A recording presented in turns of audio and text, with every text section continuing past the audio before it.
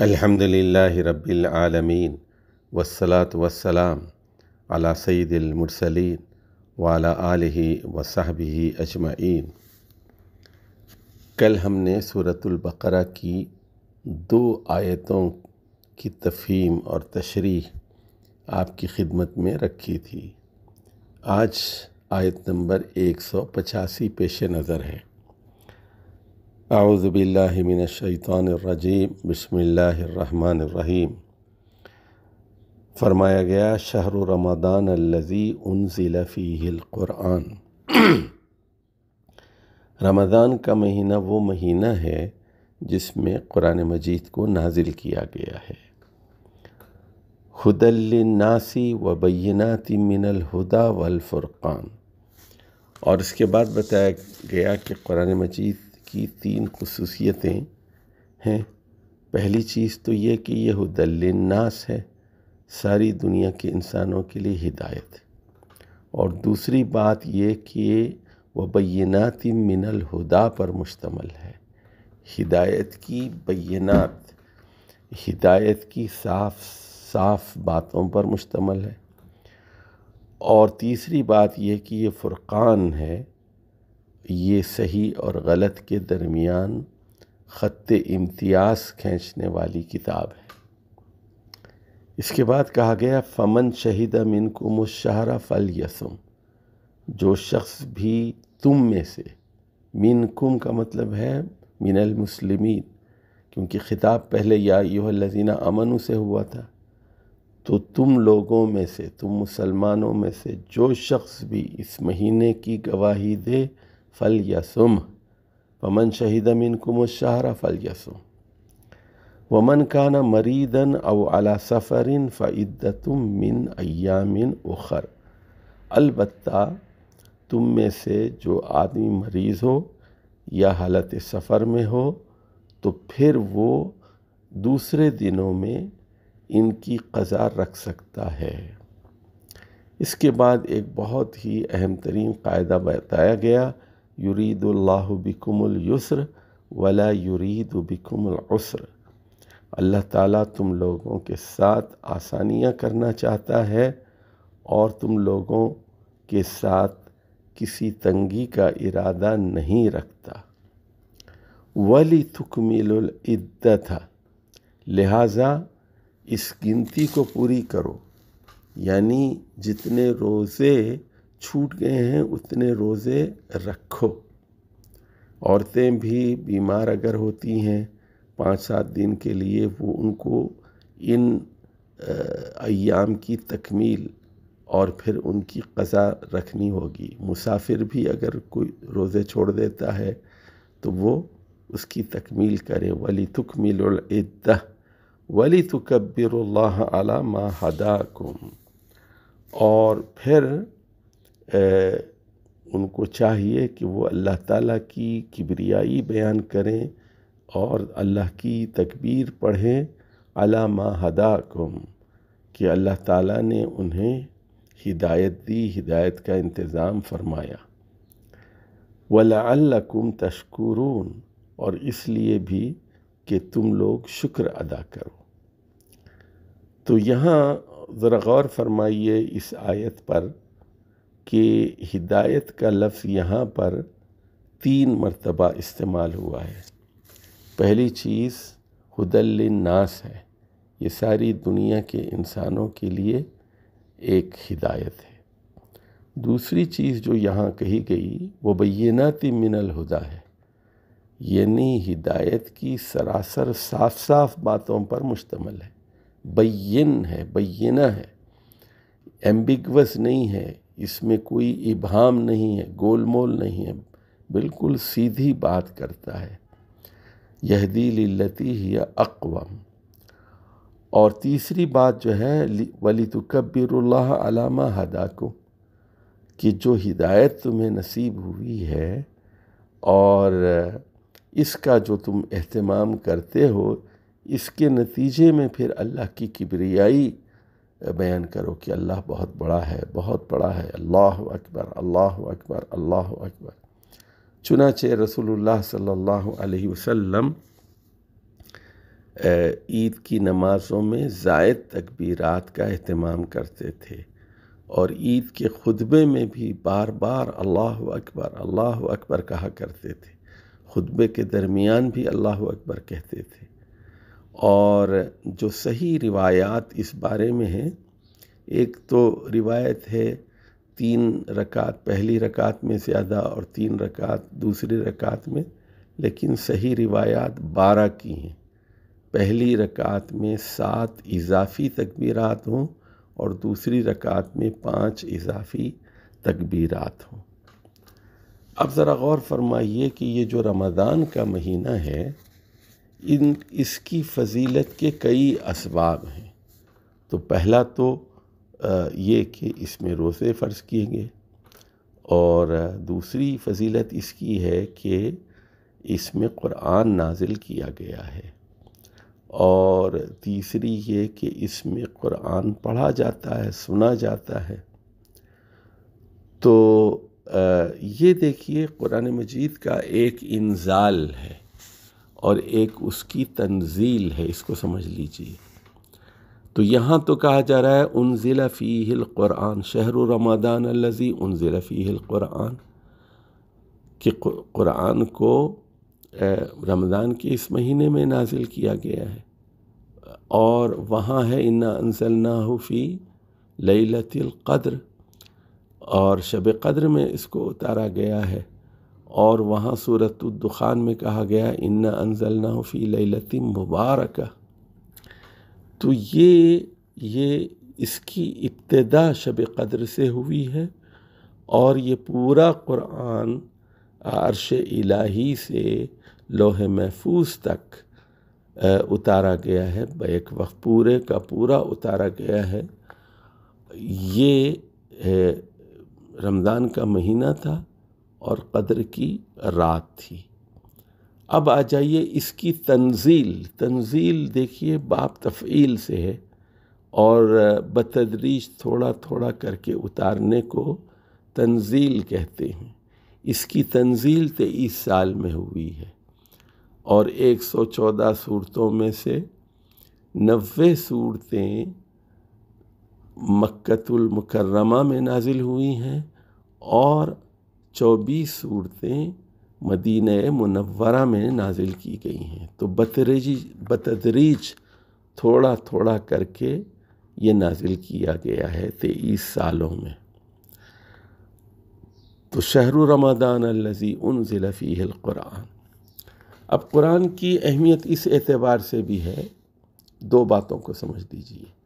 پہلی بات یہ کہ اس کتاب کی حفاظت کی ذمہ داری اللہ تعالیٰ نے لی ہے۔ اب اس میں تورات، انجیل، زبور یا صحائف، صحف ابراہیم وغیرہ، صحف آدم و نوح کی طرح اس میں کوئی ترمیم تحریف نہیں ہو سکتی۔ اس کی حفاظت کی ذمہ داری، جیسا کہ سورۃ الحجر کی آیت نمبر 9 میں کہا گیا اِنَّا نَحْنُ نَزَّلْنَا الذِّكْرَ وَإِنَّا لَهُ لَحَافِظُونَ، ہم نے اس ذکر کو نازل کیا ہے اور ہم ہی اس کی حفاظت کریں گے۔ اور دوسری بات یہ ہے کہ قیامت تک اب محمد صلی اللہ علیہ وسلم کے بعد، قرآن مجید کے بعد، کوئی بھی انسان اگر جنت میں جانا چاہتا ہے تو اس کے لیے کوئی چارہ نہیں ہے کہ وہ اس کتاب پر ایمان لے آئے۔ ایک محفوظ کتاب اور ایک مکمل کتاب اور آخری کتاب اور آخری ہدایت نامہ، تو اس کی اہمیت بہت بڑھ جاتی ہے۔ اور یہ بات بھی آپ کو معلوم ہونا چاہیے کہ یہ جو لیلۃ القدر کو 4 چاند لگے ہیں اور یہ 1000 مہینوں سے بہتر ہوئی ہے، اس کا سبب بھی یہی ہے کہ اس رات میں قرآن کو نازل کیا گیا ہے۔ یعنی یوں سمجھ لیجئے کہ لیلۃ القدر کا دلہا قرآن ہے، اور اسی لیے سارا اہتمام ہے۔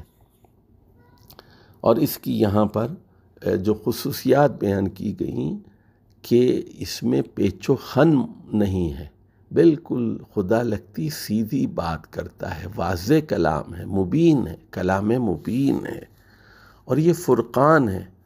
فرقان کے بارے میں دیکھیے، وہاں سورہ آل عمران کی ابتدا میں ہی یہ بات کہی گئی کہ انزل التوراۃ والانجیل من قبل والفرقان، اس کے بعد کہا گیا کہ اور اب فرقان نازل کیا جا رہا ہے۔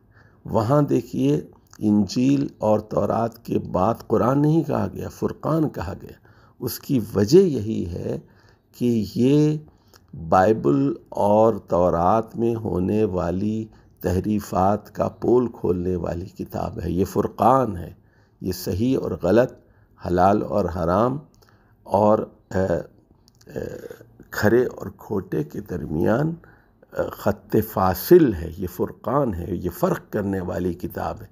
جو اس کتاب کو پڑھتا ہے اس کے نظریات، اس کے خیالات اور اس کی سوچ بالکل بدل جاتی ہے۔ وہ اب دنیا کو اپنی آنکھ سے نہیں دیکھتا، وہ سائنسدانوں کی آنکھ سے، فلسفیوں کی آنکھ سے، شاعروں کی آنکھ سے نہیں دیکھتا، بلکہ وہ اللہ کی آنکھ سے دیکھ کر یہ فیصلہ کرتا ہے کہ کیا چیز ہے اور کیا غلط ہے، یعنی خالق کائنات کی نگاہ سے دیکھتا ہے۔ وہ ماہر نفسیات کی بیان کردہ چیزوں کی روشنی میں اپنے انفس اور اندر کی دنیا کا جائزہ نہیں لیتا، بلکہ اللہ کے کلام اور نبی کریم صلی اللہ علیہ وسلم کی سنتوں کی روشنی میں، احادیث کی روشنی میں جو صحیح اور ثابت ہیں، وہ اپنی شخصیت کو اور اپنی اندر کی دنیا کو سمجھنے کی کوشش کرتا ہے۔ اور اس کے بعد فرمایا فمن شہد منکم الشہر فلیصم، جو بھی اس مہینے کی تم لوگوں میں سے گواہی دے وہ روزہ رکھے۔ اور یہ بات معروف ہے کہ ایک آدمی کی گواہی بھی اگر وہ عادل ہو تو معتبر ہے۔ جیسے ایک آدمی نے آ کر گواہی دی تو رسول اللہ صلی اللہ علیہ وسلم نے پوچھا کیا تم گواہی دیتے ہو کہ لا الہ الا اللہ، کہ اللہ کے علاوہ کوئی الہ نہیں؟ اس نے کہا لا الہ الا اللہ۔ اور آپ نے مؤذن سے کہا کہ رمضان کا اعلان کر دو، رمضان کا اعلان کر دو۔ تو ایک آدمی کی گواہی بھی معتبر ہے۔ اچھا، یہ ایک اور بات میں کہنا چاہتا ہوں کہ جو لوگ سعودی عرب وغیرہ میں رمضان گزار کر یہاں آتے ہیں شام کی فلائٹ پکڑ کر، اور یہاں دیکھتے ہیں کہ ابھی رمضان کا ایک دن باقی ہے، تو ان کو بھی اس دن روزہ رکھنا چاہیے، کیونکہ فمن شہد منکم الشہر فلیصم، جو اس مہینے کی گواہی دے اس کے لیے ضروری ہے کہ وہ روزہ رکھے۔ اب دیکھیے اللہ کی طرف سے ایک اور سہولت، اگر آپ مسافر ہیں، بیمار ہیں عارضی طور پر، تو آپ بعد میں روزے رکھ سکتے ہیں۔ سفر، بہرحال سفر ہوتا ہے، لیکن سفر میں اگر آپ افطار کرتے ہیں تو لوگوں سے چھپ چھپا کر کھائیے، اس مہینے کے تقدس کو پامال نہ کیجیے۔ ہوٹل میں کھا لیجئے یا کسی اور جگہ چھپ کر کھا لیجئے، اور بتا دیجئے لوگوں کو، اگر کوئی لوگ دیکھ بھی لیں تو بتا دیں کہ میں مسافر ہوں اس لیے میں نے روزہ نہیں رکھا، لیکن بعد میں اس کی تکمیل ضروری ہے۔ فَعِدَّةٌ مِّنْ أَيَّامٍ أُخَرَ۔ اس کے بعد بہت اہم قاعدہ آ رہا ہے کہ اللہ تعالیٰ یرید اللہ بکم اليسر، اللہ تم لوگوں کے ساتھ آسانی کا ارادہ رکھتا ہے، ولا یرید بکم العسر، اور آپ لوگوں کے ساتھ تنگی کا ارادہ بالکل نہیں رکھتا۔ دیکھیے، آپ وضو نہیں کر سکتے، غسل نہیں کر سکتے تو تیمم کیجیے، کھڑے ہو کر نماز نہیں پڑھ سکتے بیٹھ کر پڑھیے، بیٹھ کر نہیں پڑھ سکتے لیٹ کر پڑھیے، اور اگر غریب ہیں تو آپ کے اوپر زکوٰۃ فرض نہیں ہے، حج فرض نہیں ہے۔ تو دین کے اندر بہت آسانیاں ہیں۔ مشکل یہ ہے کہ ہمارے ہاں جب تصوف آیا اور تصوف کا شدید حملہ ہوا تو یہ بات سمجھی جانے لگی کہ اذیت دینا، تکلیف دینا اپنے جسم کو، یہ بہت بڑی عبادت ہے، اور یہ اسلام میں بالکل مطلوب نہیں ہے۔ اللہ آسانی کرنا چاہتا ہے، تنگی نہیں کرنا چاہتا۔ اور یہی بات سورۃ الحج کی آخری آیت میں ایک اور پیرائے میں کہی گئی، وَمَا جَعَلَ عَلَيْكُمْ فِي الدِّينِ مِنْ حَرَجٍ، تم لوگوں کے لیے اس دین میں کوئی حرج نہیں رکھا گیا ہے۔ تو یہ عام قاعدہ ہے، یرید اللہ بکم اليسر ولا یرید بکم العسر۔ اور پھر اسی صورت کی آخری آیت میں کہا گیا کہ لا یکلف اللہ نفسا الا وسعها، اللہ تعالیٰ کسی نفس کو اس کی حیثیت سے زیادہ کی تکلیف نہیں دیتا۔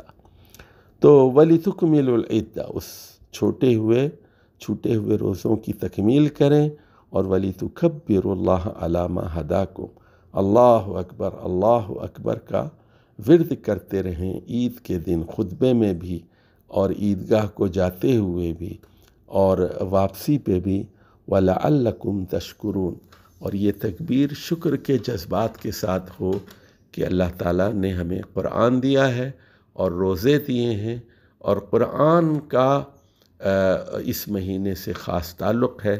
اس پر گفتگو انشاءاللہ کل ہوگی۔ والسلام علیکم ورحمۃ اللہ وبرکاتہ۔